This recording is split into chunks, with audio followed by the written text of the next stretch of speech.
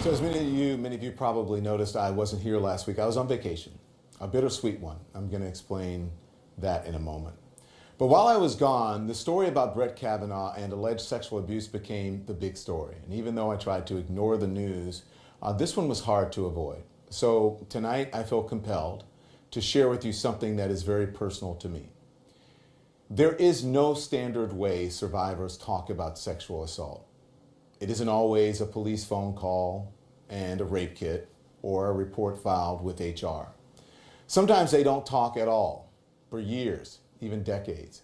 Sometimes a little comes out in a conversation with a friend, a partner, or a doctor, and sometimes it comes out all at once. Why is it so hard to talk about?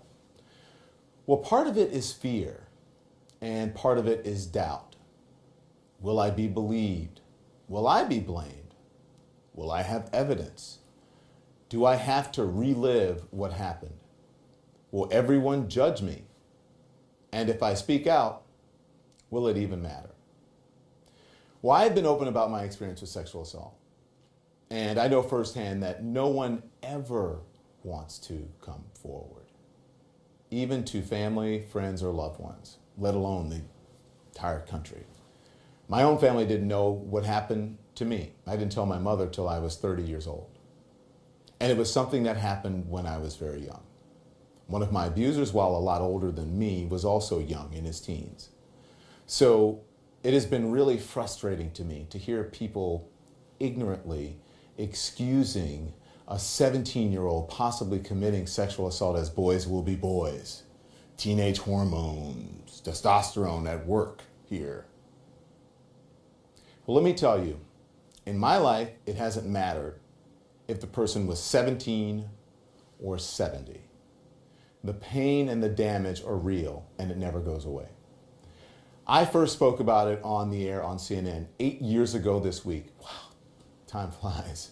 And only because in that moment, I was so moved by an interview I was doing with young members of the New Birth Church in suburban Atlanta. They were on CNN defending Bishop Eddie Long, who was accused of abusing young men. And it was during that interview that it just came out. Let me tell you what got my attention about this, and I've never admitted this on television. Okay. I am a victim of a pedophile when I was a kid, someone who was much older than me. Okay. And those are the things that they do. The language, this doesn't make you gay if you do this. So when someone starts to say that, you start to perk up and go, oh. I have never admitted that on television. I didn't tell my mom that until I was 30 years old. The things that these young men are talking about, men don't want to, especially African-American men, don't want to talk about those things, that don't want to admit them. I hadn't watched that since it happened. And it's tough to, even now it's tough. I did later write about it in my book, and I've talked about it since. But it's never easy. So here's my message then and now and today. People aren't always who they present themselves to be in public. A molester doesn't have an M on their forehead. Or abuser doesn't have an A on their forehead. A rapist doesn't go around with an R on their forehead. People are tricky characters. Innocent until proven guilty must remain the law of the land. But at the same time, some guilty people do cloak themselves in innocence. Remember, after all, Bill Cosby was America's dad not so long ago. Think about that. So 2 women have come forward with allegations against Supreme Court nominee Brett Kavanaugh. Both allege deeds that they say happened decades ago. He insists that they didn't happen at all. I don't know what happened. I don't. But we need to hear them out and have an honest investigation into whether there is truth to their stories. Some have called these women brave, courageous, even patriotic. Others have called their revelations a shameful smear campaign, a political conspiracy, and unfair and unjust. People, including the president, question why wouldn't they have talked about it sooner?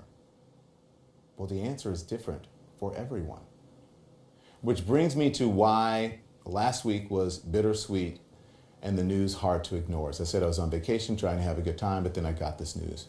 Someone extremely close to me, a family member, told me just this past week about her own experience. Out of the blue, she texted me, and she said, this is a quote, I believe her because I'm a product of the Me Too movement. And I texted right back and I said, what? No way. Why didn't you say anything? And she replied, shame. I thought he loved me. So much more to this story. And then I called her and we talked. And yes, I did ask her if I could share this. She told me that she was assaulted by a boyfriend years ago. And even though it happened then, there is still pain now. And it still matters now. So I've been thinking about why she told me this and about why she didn't tell me sooner. And I've been thinking about why these women are coming forward to tell the whole country what they say happened, knowing that they will be judged. And Judge Kavanaugh will be judged. And someone will be believed and someone won't. My last question, please, I want you to really think about this as we consider their accounts and the judge's denials for the sake of everyone involved. Are we interested in truth? Are we interested in healing? Or is there, as there always seems to be these days, a political game being played with people's lives? And we're talking about a lot of lives across the country, because according to the Rape, Abuse, and Incest National Network, every 98 seconds, someone in the United States is sexually assaulted. 1 out of every 6 American women has been the victim of an attempted or completed rape in her lifetime. About 1 in 33 men are survivors of an attempted or completed rape in their lifetime. And about 2 out of 3 sexual assaults go unreported. If you have experienced a sexual assault and are looking for help, please know that there are resources available to you. Call the National Sexual Assault Telephone Hotline to speak with a trained staff member to find help in your area. Their number is 800-656-HOPE.